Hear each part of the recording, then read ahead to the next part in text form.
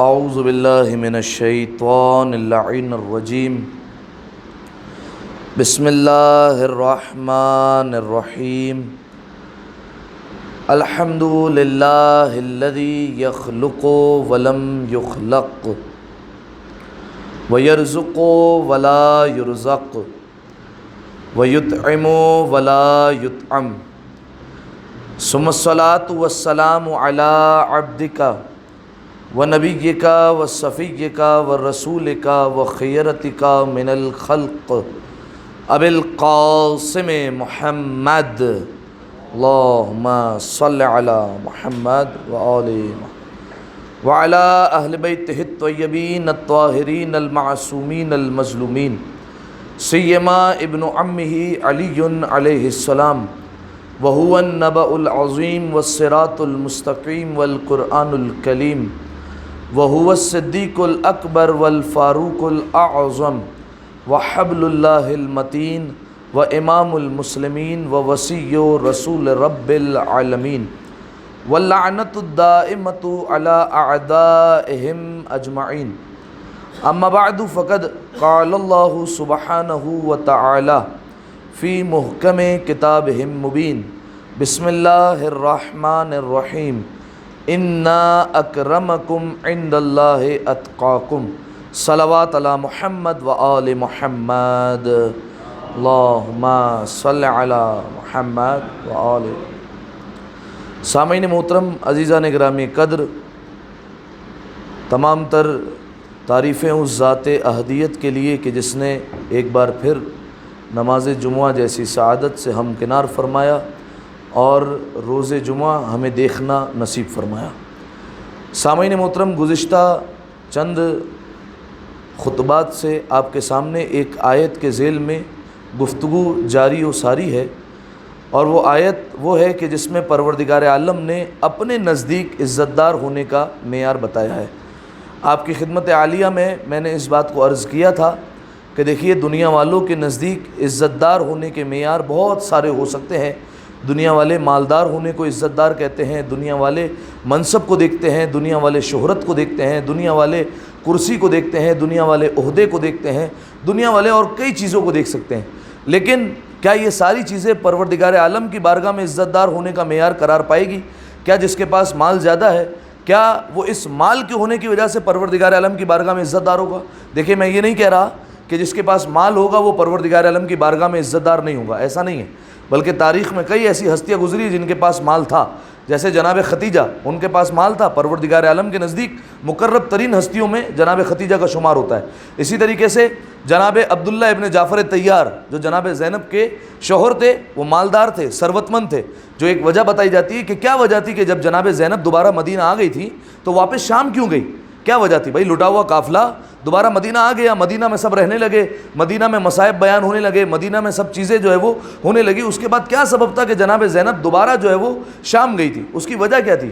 تو دو وجہ جو ہے وہ علماء بیان کرتے ہیں. ایک وجہ یہ بیان ہوتی ہے کہ جناب زینب چونکہ وہ ہستی تھی کہ جنہوں نے اپنی نگاہوں سے سارا کا سارا واقعہ کربلا دیکھا تھا، لہذا جو اس دور کی حکومت تھی انہیں خطرہ تھا کہ جناب زینب انقلاب برپا نہ کر دیں اپنے باتوں سے، اپنے اقوال سے. جس طریقے سے جناب زینب تبلیغ فرما رہی تھی، لہذا جناب زینب کو ایک قول کے مطابق جلا وطن کر دیا تھا اور مدینہ سے نکال دیا تھا. ایک وجہ.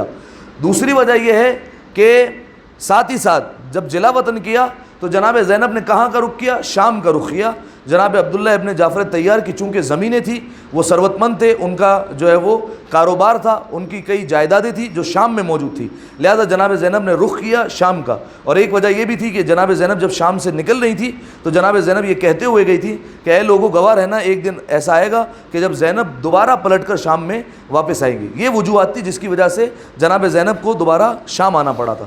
لہذا سامعین محترم، مالدار ہونا کوئی بری بات نہیں ہے، لیکن اس کی یوٹیلائزیشن، اس کا استعمال انسان کو برا بنا دیتا ہے.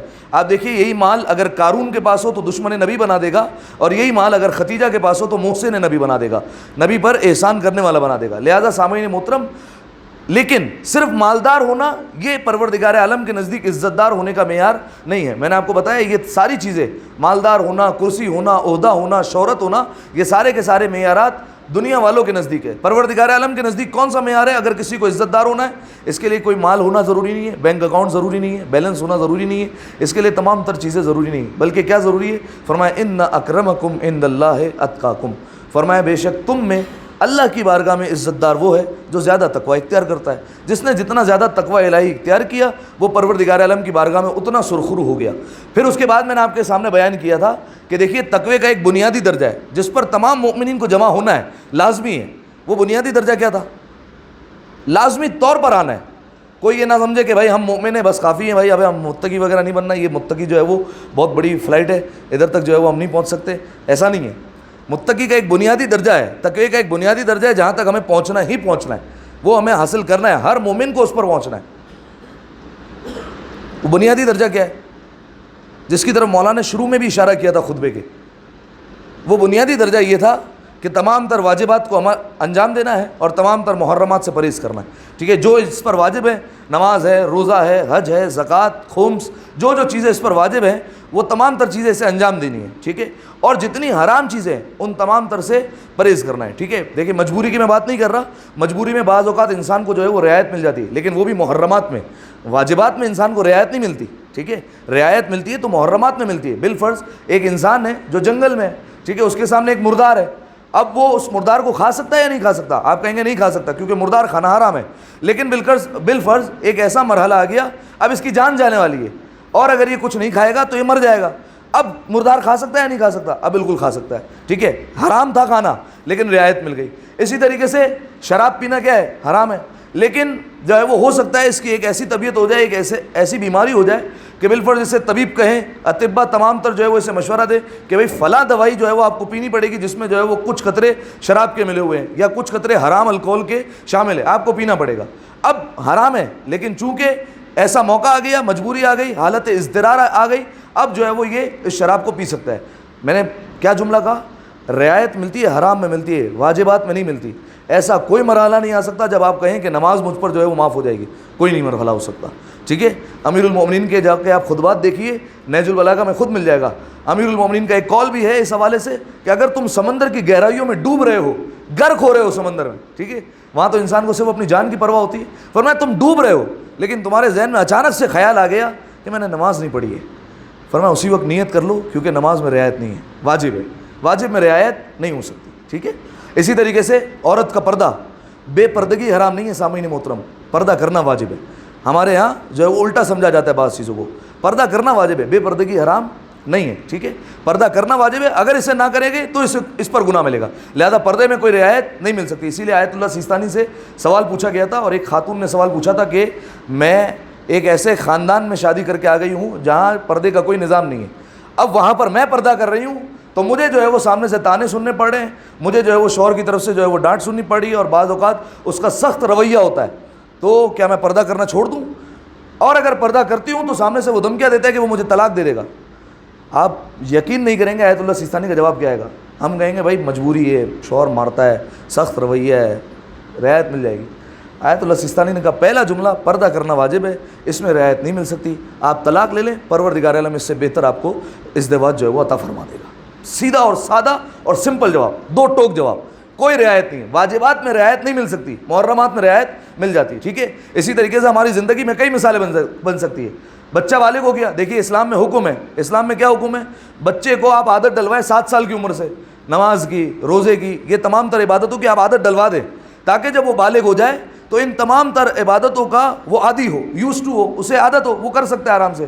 لیکن جب آپ نے عادت نہیں ڈلوائی، جب کسی والدین نے چھوڑ دیا ایسے ہی، اب بچہ ہو گیا بالغ، اب سال کا جو ہے وہ پہلا روزہ رکھنا ہے اس کو، ماہ رمضان آ گیا، اب جو ہے وہ بچے سے روزہ رکھا نہیں جا رہا، بڑی مشکل سے پورا ہو رہا ہے۔ اب شروع میں تو بالفرض جو ہے وہ چھٹیاں چل رہی تھی تو روزہ رکھ لیا اور آخر میں ماہ رمضان کے اسکول کھل گیا، ٹھیک ہے؟ اب کیا ہوگا؟ اسکول کی چھٹی ہوگی یا روزہ چھوٹے گا؟ روزہ چھوٹے گا، ٹھیک ہے؟ کیوں؟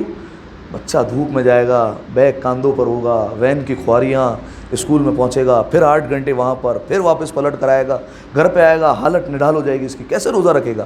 اسکول جو ہے وہ جائے گا، روزے کی چھٹی ہوگی، واجب میں رعایت نہیں ہے۔ روزہ رکھوانا پڑے گا, اسکول کی چھٹی کروانی پڑے گی. پہلے آپ کو عادت ڈلوانی چاہیے تھی تاکہ جو ہے وہ یہ بچہ اس کا عادی ہو جاتا. آپ نے عادت نہیں ڈلوائی, اب آپ کو جو ہے وہ دوسری چیز بھگتنا پڑے گی. ایک دفعہ صلوات پڑھیں مل کر باواز بلند, اللہم صلی علی وآل.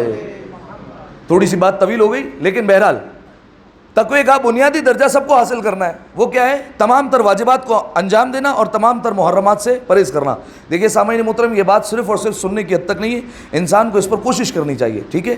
اور میں نے پہلے بھی کہا ہے کہ اگر انسان جو ہے وہ گناہ کی طرف مائل ہو جاتا ہے تو ایک بہترین طریقہ ہے, لیکن یہ طریقہ ان کے لیے کارآمد ہے جن کے دل میں غیرت جاگ رہی ہے, ٹھیک ہے, ان کے لیے کارآمد طریقہ ہے. کئی طریقے علماء نے بتائے, جیسے جو ہے وہ قرآن مجید کی ایک آیت ہے, این تذہبون, تم کہاں جا رہے ہو.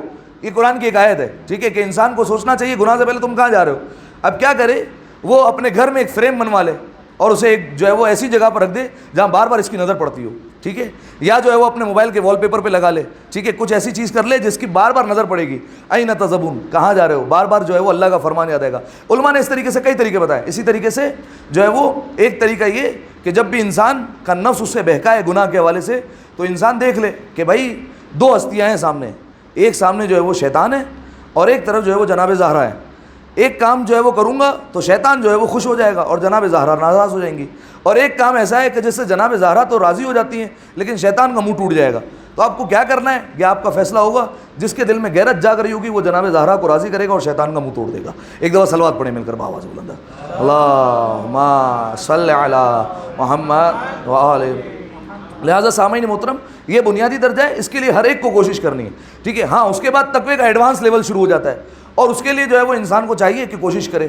اب کیسے پتہ چلے گا متقی کون ہوتا ہے؟ تو اس کے لیے بہترین چیز ہے خطبہ حمام, ٹھیک ہے, نہج البلاغہ کا ایک خطبہ. اب کچھ نئے چہرے نظر آ رہے ہیں اس لیے جو ہے میں تکرار کر رہا ہوں, اور یہ آج آخری دن ہے جو میں صفت تکرار کر رہا ہوں. انشاءاللہ اگلے جمعے سے صفت تکرار نہیں ہوں گی, فقط اور فقط پچھلے جمعے کی صفت تکرار کر کے آگے انشاءاللہ بڑھ جاؤں گا, کیونکہ اب صفتیں زیادہ ہو گئی ہیں, زیادہ تر وقت اسی میں نکل جاتا ہے. لہٰذا سامعین محترم, اس کے لیے بہترین چیز ہے خطبہ حمام. حمام ایک شخص تھا, مولا کے پاس آیا, مولا سے آ کر کہتا ہے صف لی المتقین, اے ابوالحسن ذرا متقی بتائیے کون ہوتا ہے. لیکن ساتھ میں ایک شرط لگائی, حتیٰ کأنی انظر الیہم, ایسے بتائیے گا کہ آپ کے زبان سے متقی کی صفت نکلے اور میں یہاں متقی کو مجسم ہوتا ہوا دیکھوں, میرے سامنے متقی ایک کھڑا ہوا ہو, میں دیکھتا رہا ہوں ہاں ایسا متقی ہوتا ہے. یعنی ایک ہی وقت میں مولا کے علم کا بھی مطالبہ کر رہا ہے, مولا کی خطابت کا بھی مطالبہ کر رہا ہے. مولا سے کہتا ہے صف لی المتقین, ذرا متقی بتائے کون ہوتا ہے. فتساکلا عن جواب, مولا نے جواب دینے سے گریز کیا. مولا نے کہا حمام اچھے کام کرو, اللہ سے ڈرو, یعنی وہی گناہوں سے بچو, اچھے کام کر لو, بس کافی ہے, اتنا کر لو, بنیادی درجہ یہی. اس نے کہا نہیں مولا. فلم یکن الحمام, حمام کو تشفی نہیں ہوئی, تسلی نہیں ہوئی, کانے نہیں ہوا. کہا مولا تھوڑا سا تفصیل سے ایسے بتائیے, میں آپ کو قسم دیتا ہوں ایسے بتائیے کہ آپ بتائیں تو میرے سامنے متقی مجسم ہو. اب مولا نے کہا سنو حمام. اب مولا نے چھوٹا سا مقدمہ باندھا, اس کے بعد مولا نے ایک ایک کر کے صفتیں بیان کرنا شروع کی, اور ہم نے اب تک کچھ صفتیں بیان کر دی ہیں, جس میں سے پہلی صفت کیا تھی؟ منطقہم الصواب, متقی وہ ہوتا ہے جو بولتا ہے ٹھیک بولتا ہے, جو بولتا ہے درست بولتا ہے, پہلی صفت ہے, ٹھیک ہے. یعنی سارا کا سارا کھیل پہلی صفت میں زبان کا ہے. دیکھیے امیر المؤمنین کا کلام کلام الامام ہے نا, امام کا کلام تمام کلاموں کا سردار ہوتا ہے. جس طریقے سے قرآن کی ترتیب اہم ہوتی ہے, ایک ایک لفظ کی ترتیب اہم ہے, ویسے مولا کے کلام کی بھی ترتیب اہم ہے. دیکھنا پڑے گا مولا کس کو پہلے رکھ رہے ہیں کس کو بعد میں رکھ رہے ہیں. مولا نے سب سے پہلی صفت ہی زبان کے حوالے سے رکھی, منطقہم الصواب, فرمایا جو بولتا ہے ٹھیک بولتا ہے. یعنی سارا کھیل زبان کا ہے. کیوں؟ میں نے روایت عرض کی تھی آپ کے سامنے, جب صبح ہوتی ہے تو زبان تمام اعضاء سے پوچھتی ہے سب خیریت سے ہیں, ہاتھ کو پوچھتی ہے خیریت, پیر سے خیریت ہے بھائی, دل سے, سب سے ایک ایک اعضاء سے پوچھتی ہے خیریت ہے. سارے اعضاء مشترکہ طور پر ایک جواب دیتے ہیں, تو نے اگر ہمیں خیریت سے رہنے دیا تو ہم سب خیریت سے ہیں, ٹھیک ہے. یعنی چلتی زبان ہے ٹوٹتا ہاتھ ہے, چلتی زبان ہے ٹوٹتا پیر ہے, چلتی زبان ہے پھوٹتا سر ہے, ٹھیک ہے. سارا کا سارا کھیل, ساری کی ساری فساد کی جڑ زبان ہے. اسی کی طرف جناب لقمان نے اشارہ کیا تھا کہ بہترین چیز بھی زبان ہے, زبان اور دل ہے, اور بدترین چیز بھی زبان اور دل ہے, ٹھیک ہے. یعنی اگر یہ دونوں ساتھ ساتھ ہے تو بہترین ہے, اگر دونوں الگ الگ ہیں یعنی دل کچھ کہتا ہے زبان کچھ کہتی ہے تو یہ بدترین چیز ہے. پہلی صفت ہو گئی منطقہم الصواب, متقی وہ ہوتا ہے جو بولتا ہے ٹھیک بولتا ہے, ٹھیک ہے. دوسری صفت ملبسہم الاقتصاد, متقی وہ ہوتا ہے جس کی راہ درمیانی ہوتی ہے, نہ زیادہ فضول خرچ شاہ خرچ ہوتا ہے, نہ زیادہ بخیل ہوتا ہے, ٹھیک ہے. یعنی ایسا نہیں کہ بالکل ہاتھ کھلا رکھ دے گا اور جہاں دل چاہے خرچ کر دے گا اور کوئی جو ہے وہ لحاظ نہیں کرے گا, اور نہ ایسا ہوگا کہ بالکل مٹھی کو بند کر لے گا, خرچ ہی نہیں کرے گا, زبان کہنے لگے بھائی یہ کنجوس ہے, ٹھیک ہے. ایسا بھی نہیں کرے گا, نہ زیادہ شاہ خرچ نہ زیادہ بخیل, درمیانی راہ کو اپنائے گا. اب میں نے آپ کو بتا دیا تھا کہ سب کی درمیانی راہ الگ الگ ہوگی. ایک بالفرض بندہ $100 کما رہا ہے, ایک $50,000 چھاپ رہا ہے, تو دونوں کی راہ درمیانی نہیں ہو سکتی. ٹھیک ہے, بالفرض $50,000 والے نے اپنی بیٹی کی شادی میں 10 کھانے رکھ دیے, تو $100 والا پہنچ کر جو ہے وہ گریبان نہیں پکڑ سکتا کہ بھائی تمہیں جو ہے وہ پتہ نہیں ہے کہ مولا کا کال ہے کہ درمیانی راہ ہونی چاہیے, تم تو اسراف کر رہے ہو. نہیں بھائی, آپ کی درمیانی راہ الگ ہے, اس کی درمیانی راہ الگ ہے. ٹھیک ہے سامعین, آپ لوگ جاگ رہے ہیں نا بھائی سارے؟ ہاں, ایک دفعہ صلوات پڑھ لیں کر پاؤ. اللہم صلی علی محمد. ہاں, کم از کم جمعے کے خطبے میں ہاں ہوں ہی کرتے رہے, تھوڑا سا پتہ چلتے رہے جاگ رہے ہیں آپ لوگ. وَمَشْيَهُمُ التَّوَاضُعُ, اور تیسری صفت ہے متقی وہ ہوتا ہے اس کی چال چلن میں تواضع نظر آئے گا. ٹھیک ہے, غرور و تکبر و گھمنڈ یہ چیزیں اس کی جو ہے وہ جسم میں, اس کی ذات میں نظر نہیں آئے گی. ہمیشہ جو ہے وہ تواضع کے ساتھ چلے گا. اور آپ کو بتایا ہے میں نے, غرور ہر طریقے سے آ سکتا ہے, مال کی وجہ سے بھی آ سکتا ہے, علم کی وجہ سے بھی آ سکتا ہے, عبادت کی وجہ سے بھی آ سکتا ہے. کتنے عابد ایسے ہیں جنہوں نے عبادت کی لیکن ذرا سا عبادت میں غرور آ گیا, وہ سارا کا سارا جو ہے وہ بہا کر لے کر گیا اور ساری کی ساری عبادت جو ہے وہ اس کے ہاتھ سے نکل گئی. لہذا سامعین محترم, رسول اللہ کی حدیث, جس کے دل میں ذرہ برابر بھی کبر موجود ہو, ذرہ برابر آپ سمجھتے ہیں نا ذرہ کسے کہتے ہیں, ذرہ برابر بھی کبر موجود ہو, ہلکا سا تھوڑا سا کوئی سامنے سے جو ہے وہ چھوٹا بندہ دیکھا, تھوڑا سا ایٹ کر چل لیے, تھوڑا سا کالر اوپر چڑھا لیا, تھوڑی سی جو ہے وہ آستینیں چڑھا لی ٹشن دینے کے لیے, تھوڑا سا ہی کر لیا. ٹھیک ہے, مذاق میں سب چلتا ہے, لیکن اگر بالفرض واقعی اس کو نیچا دکھانا تھا, غرور کرنا تھا, فرمایا ولم یجد رائحۃ الجنہ, فرمایا رسول کہہ رہا ہے, کائنات کا سچا رسول کہہ رہا ہے, میں ضمانت لے کر کہتا ہوں جنت کیا, جنت کی خوشبو بھی نہیں سونگے گا. ٹھیک ہے, پروردگار عالم کی ہر صفتیں ہیں, پروردگار عالم چاہتا ہے میرا بندہ ہر صفت اپنائے, پروردگار عالم چاہتا ہے میں ستار العیوب ہوں, میرا بندہ بھی ستار ہو, وہ بھی دوسروں کے عیبوں پر پردہ ڈالے. پروردگار عالم چاہتا ہے میں رحمان ہوں, میرا بندہ بھی دوسروں پر رحم کرے, لیکن پروردگار عالم متکبر ہے, یہ صفت اسی کو زیبا ہے, وہ یہ نہیں چاہتا کہ میرا بندہ کبھی متکبر بنے. 3 صفتیں ہو گئی, مشیہم التواضع. چوتھی صفت غضوا ابصارہم اما حرم اللہ علیہم, ان چیزوں سے نظریں پھیر کر چلتا ہے جو اللہ نے اس پر حرام کر دیے. صرف نامحرم نہیں, دوسروں کے مال, دوسروں کی جائیداد, دوسروں کی پراپرٹی, شراب خانہ, یہ تمام تر چیزیں وہ ہیں جہاں سے متقی نظریں پھیر کر چلے گا. وَوَقِفُوا أَسْمَاعَهُمْ عَلَى الْعِلْمِ النَّافِعِ, اپنے کانوں کو وہاں کرتا ہے جہاں سے اسے فائدے مند علم ملے گا, فائدے مند بات ملے گی.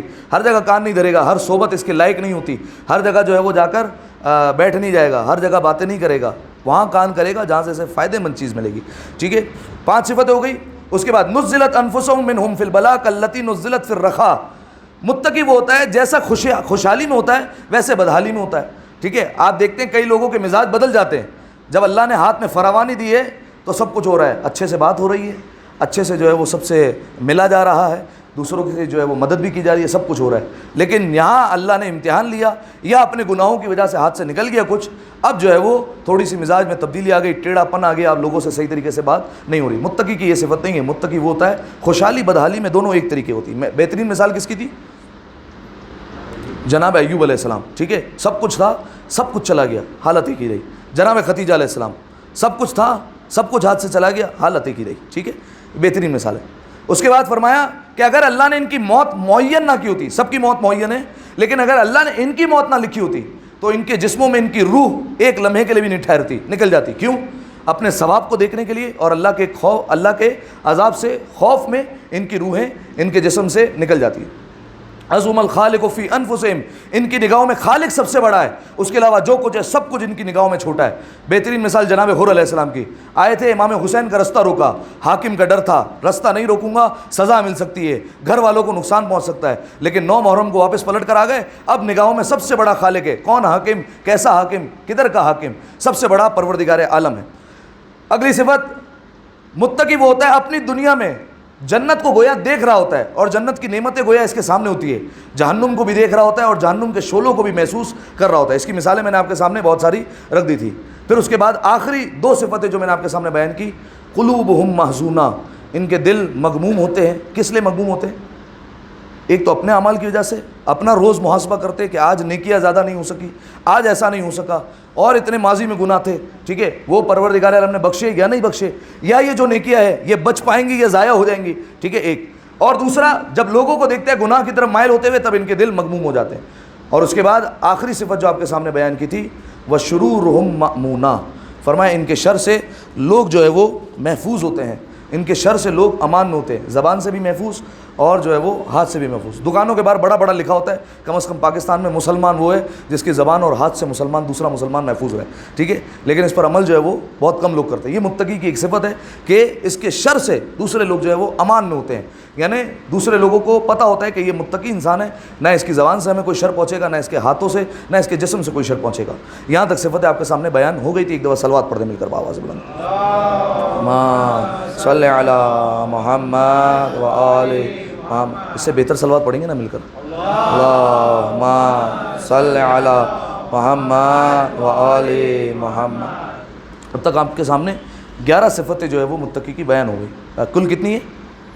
110 صفتیں، 110 تک جانا ہے، ٹھیک ہے، لیکن جہاں جو ہے وہ درمیان میں تھوڑا لگے کہ بھائی موضوع تھوڑا لمبا ہو رہا ہے تو مجھے بتا دیجیے گا، اشارہ کر دیجیے گا 1-2 دن پہلے، تو جو ہے وہ موضوع بدل دیں گے انشاءاللہ۔ ویسے بھی جو ہے وہ زیادہ وقت نہیں، ابھی انشاءاللہ رمضان آ جائے گا تو 1 مہینہ پہلے خطبہ شعبانیہ انشاءاللہ آغاز کر دیں گے، اس کے بعد پھر رمضان کے بعد پھر جو ہے وہ انشاءاللہ آغاز کریں گے۔ ایک دفعہ صلوات پڑھیں گے آواز بلند، اللہم صلی علی محمد و آل۔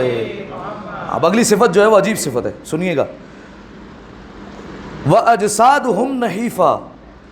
متقی وہ ہوتا ہے، گھبرا کر نہیں سنیے گا، وَأَجْسَادُهُمْ نَحِیفَةٌ، متقی وہ ہوتا ہے جو کمزور جسم کے مالک ہوتے ہیں، جس کے جسم لاغر ہوتے ہیں۔ خدا کے لیے جو تھوڑے سے جو ہے وہ صحت مند ہے وہ گھبرائے نہیں کہ ہم جو ہے وہ متقی کی لائن سے جو ہے وہ باہر ہو گئے، ایسا نہیں ہے، ٹھیک ہے۔ اس کا مطلب کیا ہے؟ دیکھیے اس کا مطلب یہ ہے اجسادہم نحیفہ، ان کے جسم لاغر اور کمزور ہوتے ہیں۔ اس کا مطلب یہ ان کا سارا دھیان جو ہے وہ پرخوری کی طرف اور شکم بھرنے کی طرف نہیں ہوتا، ٹھیک ہے۔ اس کا مطلب یہ جو علماء نے بیان کیا، سارا کا سارا دھیان اس طرف نہیں ہے بھائی جو آ رہا ہے آنے دو، ٹھیک ہے۔ وہ جو کہتے ہیں مال پر آیا بھائی پیٹ تو اپنا ہے، ٹھیک ہے، یہ اس بات کا خیال رکھتے ہیں کہ بھائی جو ہے وہ سارا کا سارا دھیان اس طرف نہیں ہے کہ بھائی جو آ رہا ہے اس کو جو ہے وہ اپنے اندر آنے دو۔ کیوں؟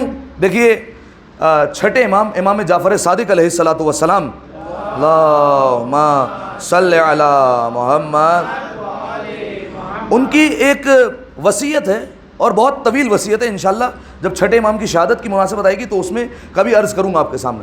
صحابی کا نام تھا عنوان بصری، امام کی خدمت میں آیا، کیسے امام کے پاس آیا انشاءاللہ سب بیان ہوگا آپ کے سامنے۔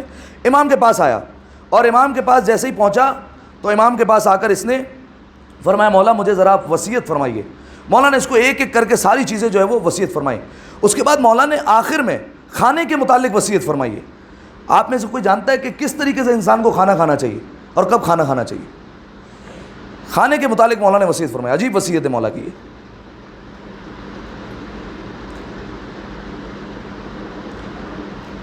نہیں بھائی کوئی نہیں ہے؟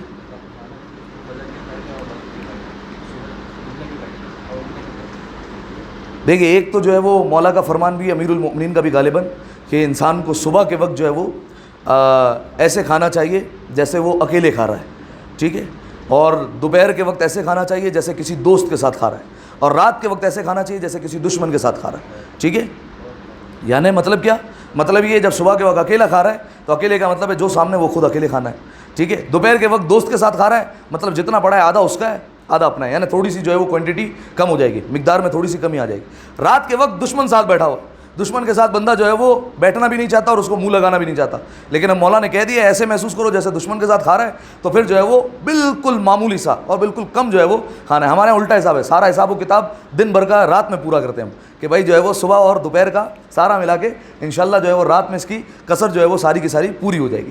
لہذا جو ہے وہ مولا کا یہ بھی فرمان ہے، اسی طریقے سے جو ہے وہ علماء کا جو ہے وہ دوسرے اقوال بھی ملتے کہ جو ہے وہ صبح کے وقت ایسے کھاؤ جیسے بادشاہ کھا رہا ہے، ٹھیک ہے، ہر طریقے کی غذا، دوپہر کے وقت ایسے جیسے کوئی وزیر کھا رہا ہے، ٹھیک ہے، بادشاہ سے تھوڑا سا کم، اور پھر رات کے وقت ایسے جیسے کوئی رعایا کا بندہ ہے، ٹھیک ہے، وہ اس طریقے سے، یا فقیر ہے وہ جو ہے وہ بالکل کم کھاتا ہے۔ لہذا جو ہے وہ صبح دوپہر اور پھر رات جو ہے کوانٹٹی جو ہے وہ تھوڑی سی کم ہوتی جائے گی۔ لیکن جو ہے وہ مولا نے چھٹے امام نے جو وصیت فرمائی عنوان بصری کو، فرمایا فَإِيَّاكَ أَن تَأْكُلَ مَا لَا تَشْتَهِي، فرمایا اے عنوان اس کو مت کھاؤ جس کو کھانے کی چاہت نہ ہو، جب تک کھانے کی چاہت نہ ہو کھانے کے قریب نہیں جاؤ، ٹھیک ہے۔ بعض لوگ ایسے ہوتے ہیں جب کھانا دیکھتے ہیں بھائی آنے دو، چلتے پھرتے گھر میں عادت ہے بھائی فریج تو کھلے گا، ٹھیک ہے، چلتے پھرتے یہاں سے گزریں گے فریج سے، فریج کھولتے ہوئے جائیں گے، پھر دیکھیں گے بھائی کیا کیا موجود ہے اس میں اور کتنا خزانہ ہے، جو ہے بس چلتے پھرتے کھا رہے ہیں۔ مولا کا فرمان ہے، فرمایا جب تک خواہش نہ ہو، جب تک کھانے کے قریب نہیں جاؤ۔ اب وہ انسان جو ہر وقت کھاتا رہتا ہے، ہر وقت جو ہے وہ پیٹ بھرتا رہتا ہے یا زیادہ پیٹ بھرتا ہے، تو اس کا کیا ہوتا ہے؟ مولا نے فرمایا فَإِنَّهُ يُورِثُ الْحِمَاقَةَ، فرمایا یہ اس کو حماقت میں ڈال دیتا ہے، اس کا ذہن تھوڑا کمزور ہو جاتا ہے، تھوڑا سا ہلکا سا جو ہے وہ ہماری زبان میں تھوڑا سا بے وقوف ہو جاتا ہے، ٹھیک ہے، اس کا کند ذہن ہو جاتا ہے، تھوڑا سا ذہن کم چلتا ہے۔ بعض لوگ شکایت کرتے ہیں مولانا ہمارا ذہن جو ہے وہ اتنا کام نہیں کرتا، تو یقیناً جو ہے وہ ان کے کھانے کی روٹین صحیح نہیں ہوگی، جب وہ دل چاہتا ہے جب کھا لیتے ہیں۔ فرمایا جب دل نہیں چاہ رہے اور جب کھا لے انسان، فرمایا یہ حماقت کو لے کر آتا ہے اور یہ ذہانت کو انسان کی کم کر دیتا ہے۔ اسی طریقے سے جو ہے وہ ایک اور روایت بھی ہے، وَإِيَّاكُمْ وَالْبِطْنَةَ، فرمایا پیٹ بھرنے سے جو ہے وہ، علیکم السلام، پیٹ بھرنے سے جو ہے وہ بچو، ٹھیک ہے، مکمل شکم خوری سے بچ جاؤ۔ کیوں؟ فَإِنَّهُ تَخْتِمُ الْفِتْنَةَ، فرمایا یہ ذہانت کو ختم کر دیتا ہے، آپ کی جو ہے وہ جو برین میموری جسے کہتے ہیں، اس کو جو ہے وہ تھوڑا سا نیچے لے کر آتا ہے، اس میں کمی آ جاتی ہے، ٹھیک ہے۔ اس کے بعد پھر فرمایا وَلَا تَأْكُلْ إِلَّا عِنْدَ الْجُوعِ، فرمایا عنوان اس وقت تک نہیں کھانا جب تک بھوک نہیں لگے، بھوک لگے اس وقت کھانے بیٹھو۔ اس کے بعد فرمایا جب بھوک لگ جائے اور پھر کھانا ہے تو کیسے کھانا ہے، وَإِذَا أَكَلْتَ، اور جب کھاؤ فَقُلْ حَلَالًا طَيِّبًا، پھر کھانا ہے تو پھر حلال اور پاک و پاکیزہ رزق کھانا ہے، ایسا نہیں ایسا مال کھا رہے ہیں جس میں حلال اور حرام مخلوط ہے۔ یاد کیجئے امیر المومنین کے آخری ایام 19 رمضان جناب ام کلثوم کے گھر پر افطار، جب سامنے بیٹی نے نمک اور جو ہے وہ دودھ رکھ دیا تو امیر المومنین نے کیا کہا؟ امیر المومنین نے کہا کہ اے بیٹی ام کلثوم، تم تو جانتی ہو کہ تمہارا بابا ایک وقت میں جو ہے وہ زیادہ غذائیں جمع نہیں کرتا، ایک کو اٹھا لو۔ تو جناب ام کلثوم بیٹی تھی اور علی کی بیٹی، دل چاہ کہ بابا دودھ سے افطار کریں، نمک اٹھانا چاہ، امیر المومنین نے ہاتھ روک لیا، فرمایا دودھ لے کر جاؤ، نمک کو یہیں رہنے دو، علی جو ہے وہ نمک سے افطار کرے گا، اور نمک کو رہنے دیا۔ اس کے بعد پھر مولانا نے فرمایا کہ یہ دنیا بھی کیسی دنیا ہے جس کے حلال میں حساب ہے، حرام میں عقاب موجود ہے، ٹھیک ہے، اور اس کے جو درمیانی مال ہے، یعنی جو حلال اور حرام مخلوط ہے، جو اشتبہ مال ہے جس میں پتہ نہیں ہے کہ حلال ہے یا حرام ہے، فرمایا اس میں بھی انسان کی پکڑ موجود ہے، اس میں بھی پکڑا جائے گا کہ کیوں کھایا۔ لہذا مولانا امام جعفر صادق نے فرمایا جب کھاؤ اللہ محمد وآلہ، بس آخری بات فرمایا جب کھاؤ تو پھر حلال کھاؤ، اور اس کے بعد فرمایا وسم اللہ، فرمایا جب کھانا کھا رہے ہو تو پھر اللہ کا نام لے کر کھاؤ، بسم اللہ الرحمن الرحیم۔ بعض لوگ اتنا جلدی میں ہوتے ہیں کہ بسم اللہ یاد ہی نہیں ہوتا ہے، کھانے کا آخری نہیں والا ہوتا ہے پھر یاد آیا اوہ بسم اللہ تو کہا ہی نہیں، ٹھیک ہے، تو آخر میں یاد آتا ہے، اس کا بھی جو ہے وہ روایت موجود ہے، اگر بالفرض انسان کوئی بھول جاتا ہے درمیان میں یاد آتا ہے تو پھر انسان جو ہے وہ کہہ لے بسم اللہ علی کل، ٹھیک ہے، یعنی جتنا میں نے کھایا اس سب پر جو ہے وہ بسم اللہ پڑھتا ہوں تو پروردگار عالم سب پر جو ہے وہ اس کو شمار کر لے گا۔ لہذا اس طریقے سے بھی کیا جاتا ہے، کیونکہ اگر بسم اللہ نہ پڑھا جائے تو پھر شیطان جو ہے وہ کھانے میں ساتھ شریک ہو جاتا ہے، لہذا اس طریقے سے بسم اللہ پڑھ لیا جائے۔ اچھا، یہ بسم اللہ کی ایک اہمیت یہ ہے کہ چھٹے امام کے پاس ایک اور شخص آیا اور اس نے کہا کہ مولا میرا معدہ ہمیشہ خراب رہتا ہے، معدے کی شکایت ہے، خراب رہتا ہے ہمیشہ۔ امام نے کہا کیا کھانے سے پہلے بسم اللہ پڑھتے ہو؟ اس نے کہا مولا بسم اللہ پڑھتا ہوں، جب کھانا آتا ہے، جب کھانا کھاتا ہوں بسم اللہ پڑھتا ہوں۔ فرمایا کیا ایک وقت میں زیادہ چیزیں کھاتے ہو؟ فرمایا ہاں مولا ایک وقت میں زیادہ چیزیں کھاتا ہوں۔ تو فرمایا بسم اللہ پھر ایک دفعہ پڑھتے ہو یا ہر چیز پہ پڑھتے ہو؟ فرمایا بسم اللہ تو ایک دفعہ اسٹارٹنگ میں، اس کے علاوہ نہیں۔ یہ ہمارے ساتھ معاملہ آتا ہے رمضان میں، افطار ہو رہا ہے، شربت بھی ہے، پکوڑے بھی ہے، سموسے بھی ہے، دہی بڑے بھی ہیں اور بریانی بھی ہے، اور پھر ساری چیزیں جو ہے وہ چیزیں سامنے پڑی ہوئی، لیکن جو ہے وہ سامنے جو ہے وہ صرف ایک بسم اللہ الرحمن الرحیم، اللہم لک صمت وعلی رزقک افطرت وعلیک توکلت، شروع، ٹھیک ہے، اور اس کے بعد جو ہے وہ پھر گاڑی آخر میں رکتی ہے اور بسم اللہ وغیرہ جو ہے وہ ہم سارے بھول جاتے ہیں۔ لیکن مولا نے فرمایا اگر جو ہے وہ جو معدے کی شکایت تھی اس نے بیان فرمائی، مولا نے کہا اگر ایک وقت میں زیادہ غذائیں بھی کھا رہے ہو تو فرمایا کہ پھر جو ہے وہ ہر غذا پر علیحدہ علیحدہ بسم اللہ الرحمن الرحیم پڑھو۔ اس کے بعد مولانا نے آخری جملہ فرمایا اس حوالے سے، فرمایا وذکر حدیث الرسول، فرمایا اس وقت رسول اللہ کی وہ حدیث یاد کرو کہ رسول اللہ نے کیا فرمایا، ما ملأ آدمی وعاء شرا من بطنہ، فرمایا دنیا میں جتنے برتن ہیں، جتنا غلط طریقے سے انسان اپنے پیٹ کو بھرتا ہے ویسے کسی برتن کو نہیں بھرتا۔ پیٹ بھی ایک برتن ہے، فرمایا جیسے ہر برتن کو بھرتا ہے، فرمایا انہیں صحیح طریقے سے بھرے گا، فرمایا لیکن جس غلط طریقے سے پیٹ کو بھرتا ہے ویسے کسی برتن کو نہیں بھرے گا، پیٹ کو سب سے غلط طریقے سے بھرا جاتا ہے۔